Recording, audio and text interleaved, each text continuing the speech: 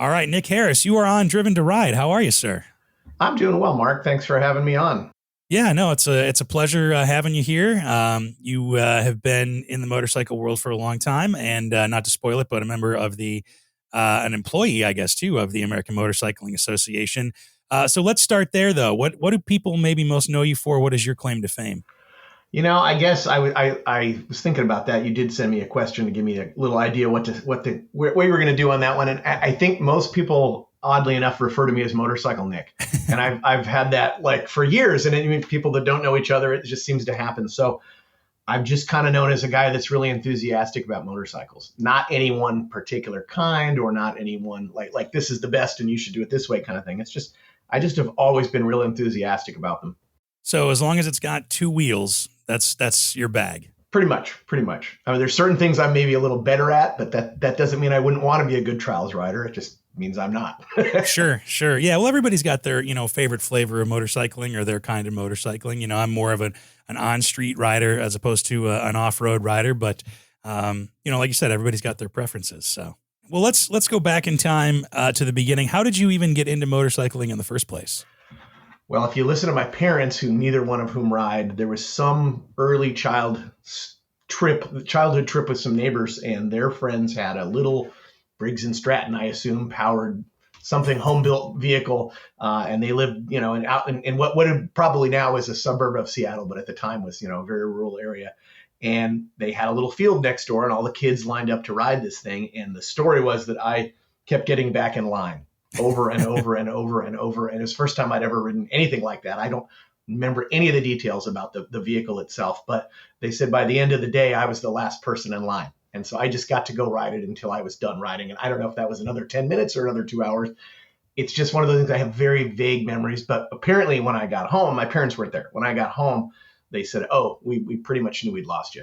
So I was probably like 8 years old, I'm going to guess. So neither of them rode at all. You didn't have any like family riding motorcycles? No, not really. Not really. There's other funny stories about me kind of being a gearhead as a child, but no, my dad's a real active outdoor kayaker, hiker, climber, but not really a motorhead. So I don't honestly know how that part of it came to be. Right. So the details are a little bit fuzzy, but do you kind of remember that feeling you had where you kind of hooked from the start with motorcycling? Like what made you want to get up and on that thing over and over and over again? I think I was probably hooked even before I got there. I like to say I've heard funny stories about my dad tells a story about when we were kids. There was some hydroplane race on this lake in Seattle, right near where we lived. And we had just moved there, and he walked down there with myself and my brother, and he and my brother were not impressed. And he looked over at me, and I was already enthralled at like age 5. So I think it's just the freedom, and it's the joy of being in control. I kind of think about it. There's certain sports, and it doesn't have to be a motorcycle specifically, but certain sports where you are in charge, so to speak, and the outcome Sure. is on you. It's not a team thing, and I've played lots of team sports in my life, but it's you and the bike, you and the golf ball, you and the whatever. I'm sure there the kayak, you and the rock climbing, where it's like you get to determine the outcome, and it's something fun about that, something enjoyable about that, and challenging yourself, but also just realizing that it just represents freedom. That's probably the single easiest way to think of it for me is as a kid, my first vehicle was a motorcycle when I got a driver's license. And I just liked that aspect of it. So your parents didn't fight you on getting a motorcycle license at all? I don't think my mom was super excited about it. I did drag her over to the Yamaha dealer, and I probably made the worst negotiation ever as far as price, because I was just so excited she was going to co-sign. So Right. I bought a Yamaha YSR 50, and again, I probably paid the most for one of those that anyone's ever paid, but I didn't care. I just wanted it, and I knew enough. I didn't know a lot, honestly, but I knew enough that I knew it had gears. You shifted. You didn't just have a automatic like a scooter, Right. and that appealed to me. So yeah, I don't think she was super happy about it, but also I was a real avid bicycle rider, and I'm sure I swore up and down I would wear a helmet and things like that. So somehow, I mean, I'd have to ask her. It's funny. I haven't brought that up in a while. I should ask her, why did she agree? I don't honestly know, but Washington State at the time, it was, I was riding to high school. It was not very far. And I actually ran into someone, this is a bizarre side story. I ran into someone the other day. I just moved. My neighbor, who I don't remember from high school, turns out was a couple years behind me. He said, "You're that guy that rode a motorcycle and talked about politics in high school." And I was just dumbfounded. I said, "You can't be serious that I don't remember him. He was in about 8th grade when I was in 11th grade." And he says, "Oh, no, I remember you very clearly." And strange, small world. Wow. It's amazing what people remember you for, right?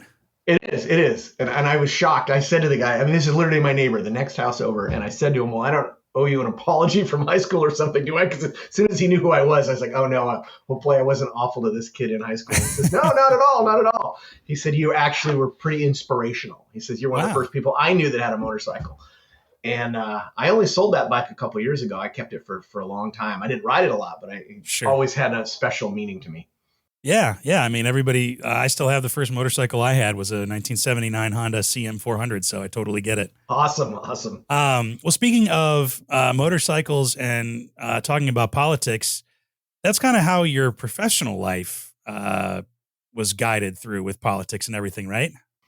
Very much so. And the fact that I get to do the thing I care the most about in life, which is honestly motorcycling, and combine it with something that I kind of just inherit. My mother had a bit of a political career in Washington State. She was on the park board. She's on the school board, more so than my father. My mother was real active, and just in general, both of my parents were really engaged in politics in some level, like listened to the news, wrote letters, went to meetings, whatever. And Washington State has a caucus system. So like on election night, people would go and sit and, talk about, especially in the primary, they would go talk about like, I'm going to vote for this Republican, I'm going to vote for this Democrat. They would make their case at their caucus. And so I remember as a kid going to like an event at the mayor's when it was Charles Royer was the mayor of Seattle at the time. And so I'm sure it was a re-election party, but my mother would be invited to things like that.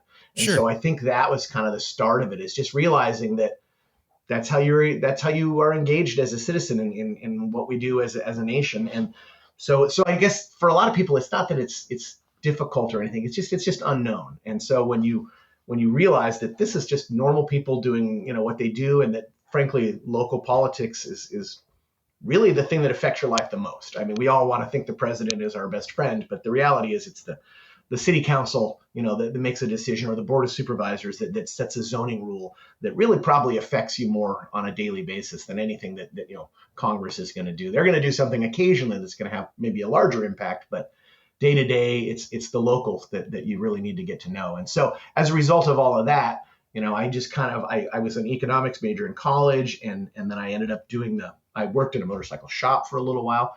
And then I found the AMA job, and I found it online of all things. And it was just kind of a natural combination of that interest in politics and that love for motorcycling.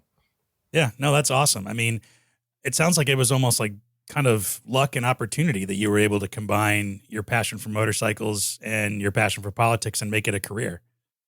100%. I mean, it's literally, I remember it to this day. I still have a screenshot of the job ad.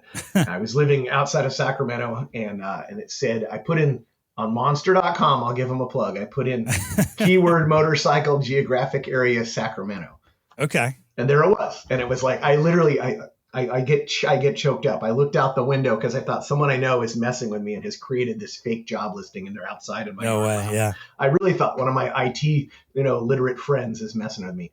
And it was the strangest thing to find that. And then of course, when I first talked to the AMA, I was living about an hour east of Sacramento up in Placerville.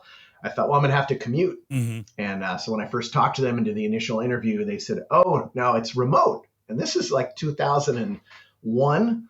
Remote work wasn't as common as it is now. So that was kind of an interesting idea. Yeah. So that's kind of an interesting idea. I mean, there was going to be a fair bit of travel, obviously, but day to day, you're going to wake up and like now, you're going to wake up and your office will be down the hall. Yeah, that's not bad, especially back in the day. So when you say the AMA, obviously we're talking about the American Motorcycling Association. Motorcyclist. Oh, I'm sorry. That's okay. The American Motorcyclist Association. I'm sure I'm probably not the first nor the last person. Everyone does that. Motorcycling. Yeah, for sure. Yeah. But what is your official title with the American Motorcyclist Association? And tell me a little bit about what your day-to-day is. Well, I'm the director of government relations these days. And so that basically means we have 6 of us currently in the department. We have 3 guys in the DC area, and we have a person in Ohio and a person in Denver, and then myself. And day to day, I mean, not, it sounds funny. Maybe it sounds kind of, there is no average day, I guess is how to say Sure. it. So Sure. early in the year or late in the year, you start really looking at a lot of legislation. You're Hmm. often reviewing legislation, making sure that there's a good idea or a bad idea, depending on who's proposing it, and trying to just get ahead of things. I will say that, and this is true for a lot of stuff in politics. I mean, we don't necessarily run around wanting a politician to do something for us. We oftentimes want them to not do something for us. But if they're going to do it, if they've expressed interest, if we've got a relationship or we've been to an event and they know who we are, or a member calls us and says, "Hey, I was just at an event and I heard that they're going to do something, let's say a helmet law or lane splitting or an off-road related issue," we try to then engage with those folks and make sure that what they're going to propose makes sense, and I think sometimes there's a real honest intent on people's part to do something, but they don't necessarily know the ins and outs, or they don't realize that this very idea that they're proposing has been done 5 other times in 5 other states. And that doesn't mean you shouldn't do it. It just means, hey, there's some examples out there. So let's look and see what lessons can be learned from those previous attempts. And again, sometimes they're great ideas. Sometimes they're ideas that we really, really don't want to see go forward. So you just have to kind of play it by ear. But you don't also need to kind of set that relationship. I'm trying to think of the way to say it. You don't want to just burn the house down and make somebody Sure. feel stupid because their idea maybe wasn't something you liked.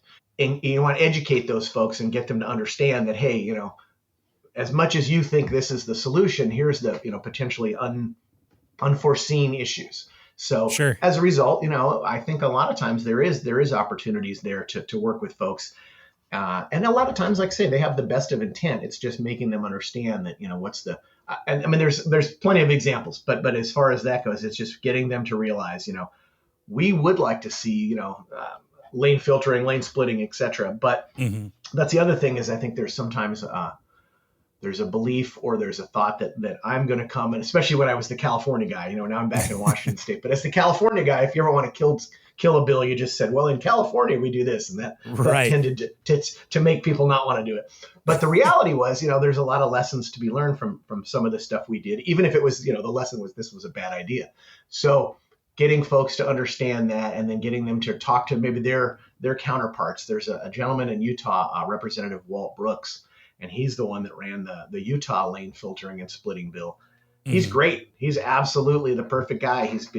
Sadly enough, he's been rear-ended in traffic 3 times, but he's Oh, he's geez. so he's a real proponent of this, but he's also an elected official, and he's been really willing to be he's willing to talk to folks. If I have an elected person that I need him to talk to, he's willing to do it. And that's been really useful because frankly, he brings a certain credibility and his personal experience, being in traffic and being rear-ended, he brings a certain credibility to that maybe I don't have. I mean, thankfully I haven't been rear-ended, but mostly it's just, he's really done it. And Utah has had very good success.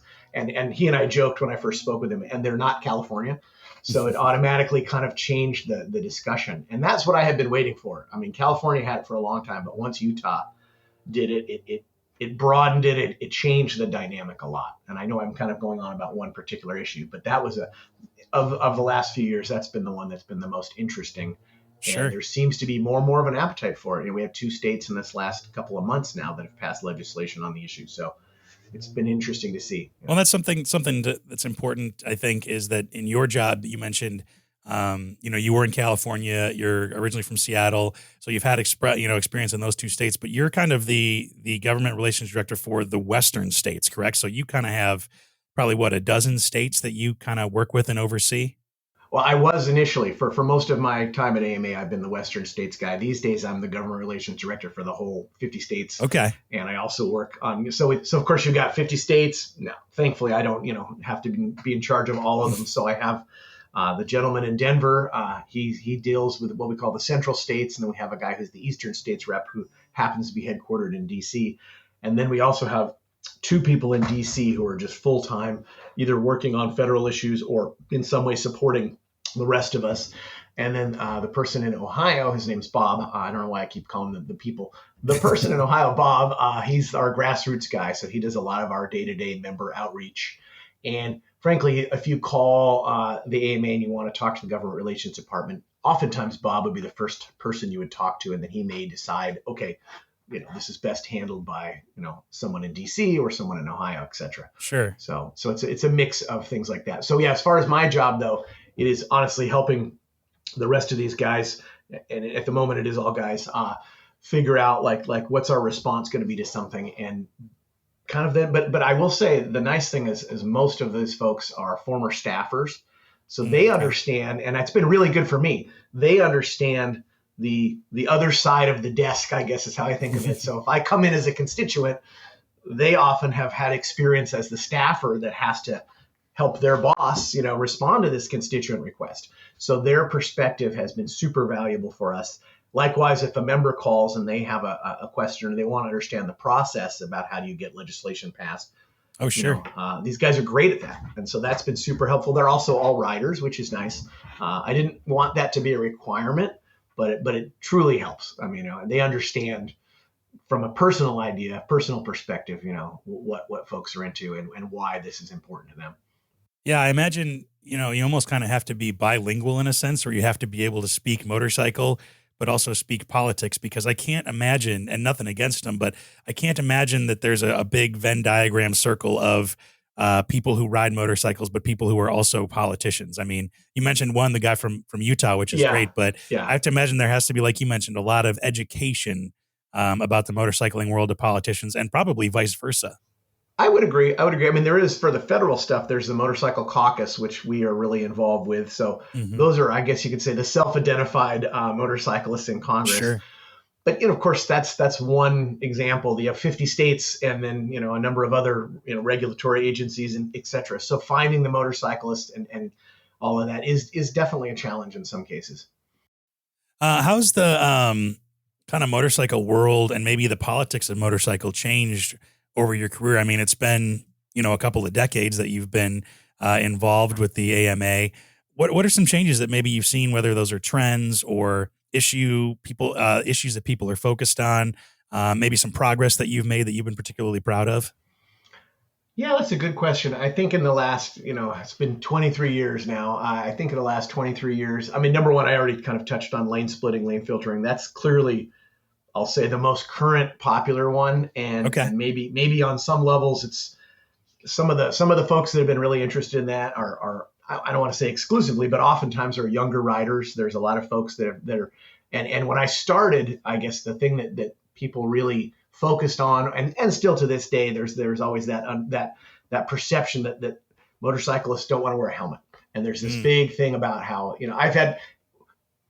I say this kind of in jest, but it's not totally untrue, is I have had the experience that whatever somebody identifies as being the most important issue in motorcycling, they're pretty sure I don't work on it.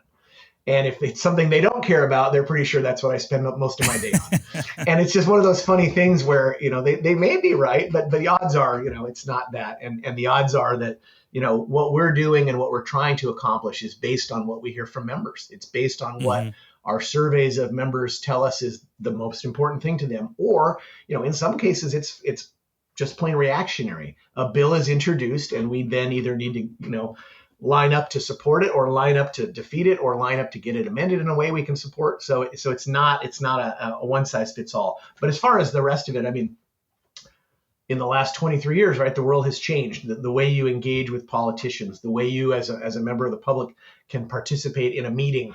You can do what we're doing. You can, we're thousands of miles apart, and yet we can have a conversation face to face. So that whole thing, I think, has made it really, really changed. I mean, the Zoom, Teams world that we all live in now is great. It's really useful for me. I mean, I still think it's important to sit down with folks and maybe get that initial meeting face to face if that's an option. Sure. But day to day, I don't have to fly to California to talk to the OHV Commission.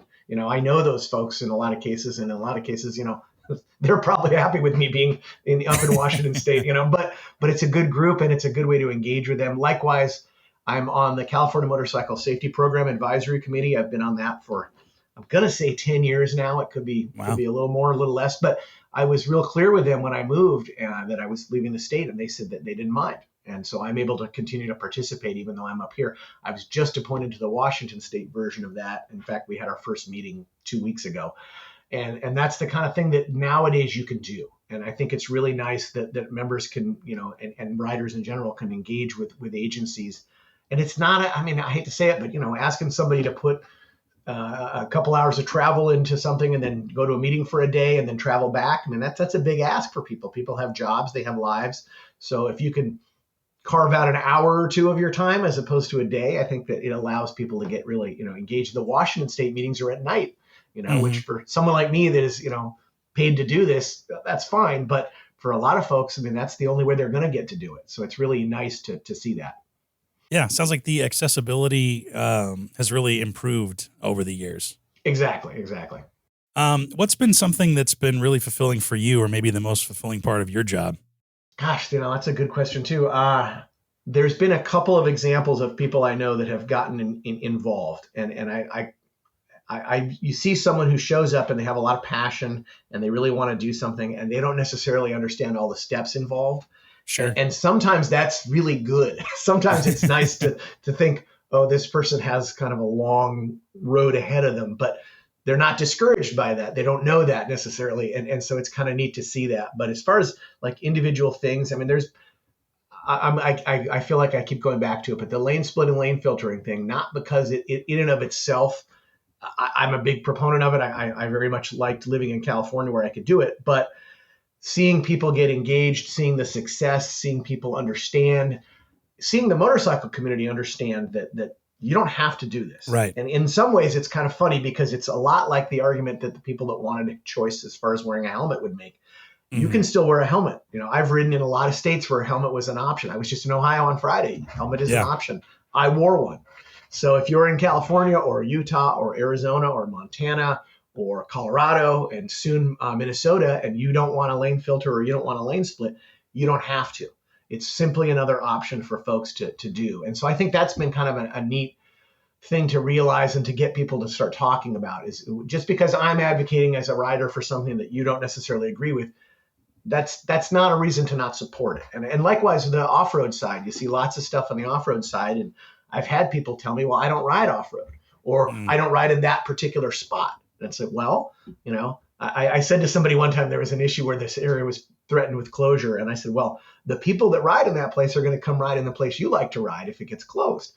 And there was honestly like this pause, and the guy said, yeah, that's a good point. And it's like, so I think we all collectively need to realize that, motorcycling, as much as important it is to you and to I and to a lot of folks, we're a small group. And then if we look for reasons to divide ourselves within our small group, we're not going to have a lot of success, and we're not going to have a real big, bright future for ourselves. So I think we need to realize that, the person that commutes to work every day versus the person that goes out and rides cross country, or the person that goes and rides a dirt bike on the weekend, all of us collectively are still, on the same team, and I think that's important.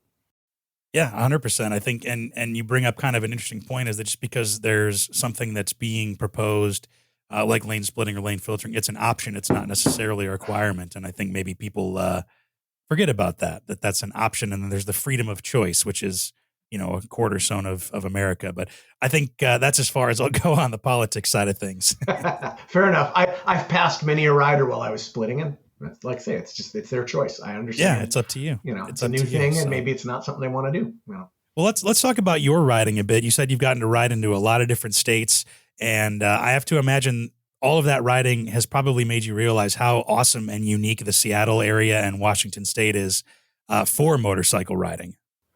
Yeah, having grown up here, I used to commute. I rode to high school every day almost, and then in college I rode quite a bit, and then I actually commuted over to Kirkland in the 90s. I worked at a motorcycle shop, and I used to commute across the 520 floating bridge. And what's funny is I look back on it now. I mean, I had a Nighthawk 650. I had a Shovelhead Harley 81 FXWG that I rode. None of those bikes were really well set up for bad weather. And I just rode in bad weather, and I didn't think about it. And I mentioned earlier, I was a real avid bicycle rider when I was younger. So when I moved to California, I remember at one point I had an R1150, or I had an R1100 RT BMW, and I was riding along, and it was raining. And I realized this is probably the single best motorcycle I've ever owned for rain riding. Right. And yet it didn't rain that often in California. So it's just kind of one of those funny things. But as far as like my experience riding, I think pretty confidently I've ridden in 48 states. I think I Wow. still have to go to Oklahoma and Arkansas. I'm sure I have to go to Oklahoma and Arkansas. I'm pretty sure I've ridden in every other state. My favorite type of riding is typically riding and camping. Oh, sure. I like to do that quite a bit, and that if I have the time, I will do that. I will jump on my bike, hopefully with a friend or a group of friends if possible, but even by myself. And I've been really lucky in order to do that. One of the coolest rides I did a few years ago was with a guy who's now the chair of our board of directors, been a friend of mine for years. He ended up with a motorcycle on the East Coast, and he lives in Montana. And he and I were talking, and he was talking about shipping it back because he's more of a dual sport dirt bike guy at the time. And I said, "Oh, you should ride it." I mean, in my mind, it was the perfect opportunity. The bike's in there's Virginia, no better way to you get live to in know it. Montana. And I said, riding across the country and back, that's a lot. That's a lot of time. That's a commitment. I said, but a one-way ride, that's perfect. And so, long story long, he ended up finding a second bike for sale. He had another friend that was going to go with him. It didn't work out. That guy, something changed in his schedule. He was unavailable. So at the last minute, he called me and like sort of hinted at, would you like to go? And I said, I would love to go. And we rode I ended up meeting him in Norfolk, Virginia, and we rode from there to Great Falls, Montana. Wow. And it was a wonderful ride. I mean, we didn't camp. At the time, he wasn't really a big camper. And frankly, the bikes we had an SD 650 and I think it was an R1100 RS BMW. Sure. They were brand new to both of us. And so at the time, we just took off and rode and hoteled it across the country. But I just saw him at the meeting last week, and we still talk about that trip. It was such a fun trip and engaging with, I'm obviously rather talkative. I enjoy talking to people on the road, at the gas station or at the restaurants and things like that. And I found that kind of stuff is just thrilling. And it was also really the wrong time of year. It was very early spring. So we were keeping an eye on the weather the whole time. We had heated gear, thankfully, but we did stop and see a friend of ours in Iowa, and that was very useful just to get a night off the road. And it's always nice to get to someone's house and just take a break, maybe do some laundry, things like that. Yeah, the little creature comforts of feeling at home are kind of nice. Exactly. And I think you don't really, you take them for granted after a while, and then you realize when you're on the road, it's like there's nothing better than someone inviting you home for dinner. Oh, yeah. It really is a whole different thing than sitting in a restaurant. Even though I, love to cook by the campfire and things, it's nice to spend a little time at home, sitting on the couch watching TV. Right. Yeah. I heard that you are a big fan of long distance cross country rides, though. It's probably not your first one that you've done. Not at all. I think the first one I did, I really wanted a BMW R1150 RT, and I just couldn't make it happen when they came out. I wanted the special edition version.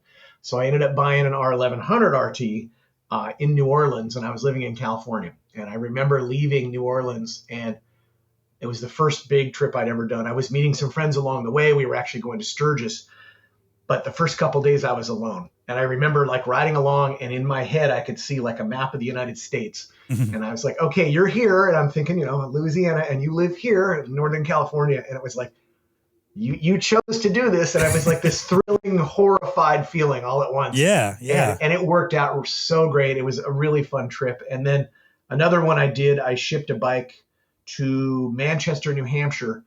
And the wife and I went and did a Nova Scotia, Newfoundland tour that the AMA at the time had a tour department. And we did the Nova Scotia, Newfoundland tour. And then she flew home and I rode back from there. And I have a good friend from childhood who lives in Marquette, Michigan these days. And I had called him and said, I'm going to come see you in Marquette. And he just laughed. He said, no one has ever come through Marquette on their way to anywhere. And I said, well, I'm going to do that. And so that was nice in part because I got to, ride through a lot of Michigan, which I hadn't seen. I'd never been to the UP. Right. And that was really nice. So yeah, there's a couple things like that. And then, frankly, we've been lucky enough to ride in Europe. We've ridden New Zealand. Our honeymoon was 3 weeks in New Zealand. That's cool. So it's really, really, my wife is does not have an endorsement, doesn't ride her own bike, but she is a hardcore passenger, and she's kind of a nutty motorcycle racing fanatic at this point. So we do a lot of riding. We were planning to do a ride in Portugal when COVID kind of took over the world. And so that's kind of you. One of the questions you had mentioned to me before was, what is my next ride? And I think that we would like to do Portugal. And I have a couple friends who have done it recently, and they just rave about it. And all those are folks that have ridden a lot in Europe. And so when I hear someone who's seen a lot of Europe tell me that Portugal was the best of the things they've done, that really says a lot to me. Yeah, I I haven't had the pleasure of riding in Europe, but just going over there a couple times and seeing the difference of landscape and mountains and terrain and all that, it has to be an amazing trip, no matter where you go. But yeah, For I've heard sure. that about Portugal as well, that it's pretty magical. I've just we have a friend who keeps a bike in Germany. He's retired, and he and his wife are over there all the time. And when Hmm. he got back the last time, I asked him, "Where did you go?" And he said, "Portugal." And I said, "Oh, how was it?" And he said, "Best place I've ever been." And this is Wow. a guy who I think has ridden in Europe 25 times. I mean, I would Yeah. be surprised if it was less than that. And so it just blew me away. I will say that the thing that you have to kind of recalibrate in your brain when you go over there is the first time we went over, we rented from a company in Slovenia, and we was a solo self-guided tour. So they had all your routes were basically planned. You had Sure. accommodations in the evening, but we were by ourselves. And so we got the books, we got the map, and we're sitting at home, kind of reviewing everything. And the average day, and of course, there's the Italian Alps and the Swiss Alps and the French Alps. The average day was like 180 to 200 miles. And we thought, well, that It's doesn't pretty seem like easy. a lot. Yeah, That's not too bad. we Yeah. thought that seems pretty short. No, that's perfect. More than 200 in the Alps starts to be a lot. And Sure. and we Mountain were riding. shocked by Yeah. that because we were used to knocking off 400 or 500 mile days. And we got over there and it's like, thank God we listened to the experts and didn't set it up ourselves because we would have completely overdone it. I honestly, by 225 miles, you were tired. You were ready Sure. to call it a day. So Yeah. yeah, I highly recommend, especially for a first time. The solo self-guided tours are wonderful. We've done 4 of them now and really enjoy them because that way you kind of can set it up for yourself. You can kind of highlight what you want to do. I've done a couple of group tours and those are wonderful too, but it's just a different situation. In our case, we've had to adjust them a few times. Just wait, I have family in Hungary that we wanted to stop and see, things like that. Sure. Yeah. You can make your own detours and everything. And Exactly. you can go at your own pace. You can stop when you want. You don't have to worry about trying to keep up with somebody. There's a lot of positives to it. So, For sure.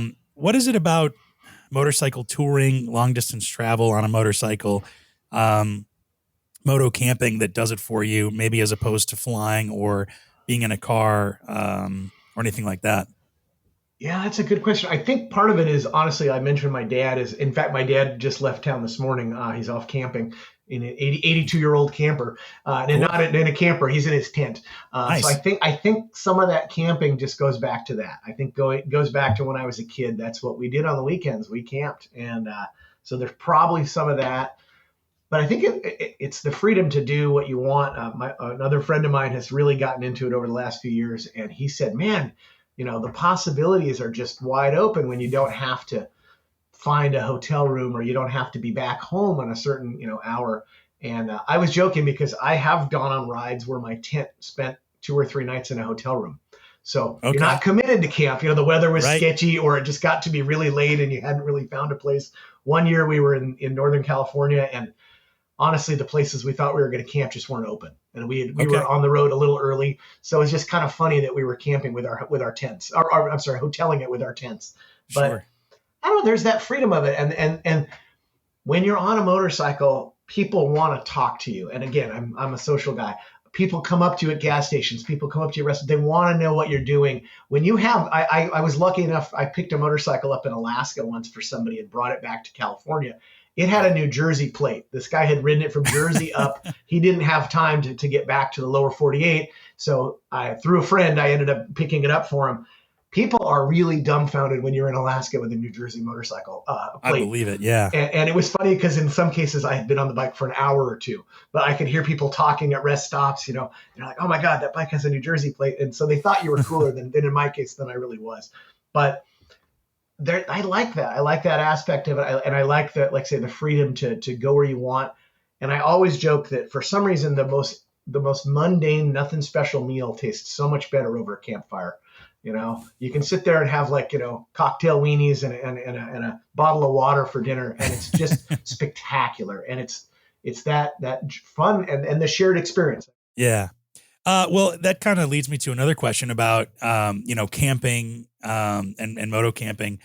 Any, through your decades of experience with just camping in general and moto camping, what are some tips you got? Maybe, good lessons you've learned for people who maybe have never tried moto camping. That's a great question. So I taught this to my dad, and that made me Okay. proud. My Nice. father, who's been camping before I was born, The single best thing I added to my camping setup was a little piece of rope, like a shot cord or whatever you want to call it, and a couple of clothespins. And they are so helpful, and you use them for 100 things. And so my dad saw me doing that when we were camping one time, and he was like, I'm going to add that to my kit. But, as far as the broader stuff, I mean, number one, of course, is, set it up, try it out. I've been camping with people that pull out a tent they've never set up. And it's like, really? You didn't think to set stuff in your backyard, or they realize they don't have tent pegs, things like that. So I'd say take on a relatively small thing to start out. Don't do a cross country ride on day one. But other than that, I mean, it's hard to even think about it. I get nervous when I go camping now because I almost feel like I'm cocky about it. Like, I know what I'm taking, I grab it, I throw it. When I was living in California, I had a pretty good sized shop out where I was living. So I had like a big Tupperware container. That was my camping setup. Sure, and the only thing I had to decide was like, what sleeping bag am I taking? But it's just good to have, one of the things I added in the last few years was a cot. And there was a really nice cot that, again, my dad showed up. He had a cot, and that kind of opened my eyes to the idea. So I got a cot. They make small little cots that break down to, I mean, literally like about 14 inches, in a stuff sack. Super, super nice. Really changes kind of the experience. I did buy a Kermit chair, or I should say my wife bought me a Kermit chair a few years ago. Really nice to have a chair at the end of the day. A headlamp is another really nice, useful thing, because then your hands are free. You end up cooking or setting up your tent by candlelight, so to speak. That's really helpful. It's always good to have a couple of, little cans of food. So if you don't, manage to, I typically like to stop and have a meal somewhere near the end of the day and then just go to camp. But, sometimes that's just not going to work out. So that kind of stuff. And then, I do carry a ground cloth. Trying to think of anything else. Oh, I also carry a little tiny hatchet. And it's useful for so many things. You can put tent pegs in with it. You can obviously split kindling, things like that. But I will say, spend a fair bit of time on the AeroStitch website and look and see what they sell, because Andy has figured a lot of this stuff out. So I think that's a very helpful way. And then, of course, again, we were talking earlier. I mean, nowadays you can go on YouTube. There's a channel for everything. So there are people that really that enjoy sharing their knowledge, and maybe you're better at explaining it than I am. And they will show you what to do. But the big thing, I think, is to not try to do a cross country ride on your first thing, and go for a night, go for 2 nights, and just see what's going on. I did have a friend one time who called me up. He was going on his first big trip, and he was nervous, and he kept calling me and asking questions. Yeah. And finally I said to him, there's a Walmart every 100 yards in this country. Like no matter what you forget, someone will probably sell it to you. Sure. And he said that was the single best thing that anyone had said to him as far as that goes. It's like, have the confidence that short of a prescription or a pair of glasses like myself, you'll probably be able to find whatever it is you need on the road. So, because inevitably I've done things like one time I was on the road and I realized I'd forgotten a toothbrush. And another time I was on the road and I was probably like an hour and a half in and I realized I'd forgotten a sleeping bag. Oh, geez. Okay. I stopped at a Big Five and bought a cheap sleeping bag. It was in the middle of the summer. I didn't need a 0-degree bag, but I was just riding along, kind of doing an inventory. And I was like, oh God, I don't have a sleeping bag. How did I forget a sleeping bag? And then I also like earplugs, I should say. I ride with earplugs, and I find sometimes at night it can be really nice if it's, a noisy spot. There's a place I like to camp near Mount Shasta, and there's a train that goes by it, and it inevitably goes by at 2 a.m. So it's nice to have earplugs. Sure. And it sounds like you really learn how to camp just by doing it, and you pick up lessons as you go. Totally. I could probably look on my phone. There's probably a list I have somewhere. I used to have one for sure. And just as you think of things, or when you get home from a trip, that's the time to go. Oh yeah. What I should have, what I forgot, or what was really helpful, is, and then, rely on other riders. There's plenty of people that will, tell you, Yeah. I have to imagine that self-reliance is kind of, like you mentioned at the beginning, is like there's a freedom to it. There's you can do what you want. You have everything you need, nothing you don't. You can really just enjoy the trip that way. For sure. And then, it also is good to have, I've never had this experience, but I've heard it enough times, is you carry certain tools that maybe you don't know how to use very well, like a multimeter. Sure. So you carry a multimeter, not because you're going to figure out how to use a multimeter, but you may run into someone who knows how to use a multimeter. But if you have it, then you can troubleshoot, if you have an electrical problem, things like that.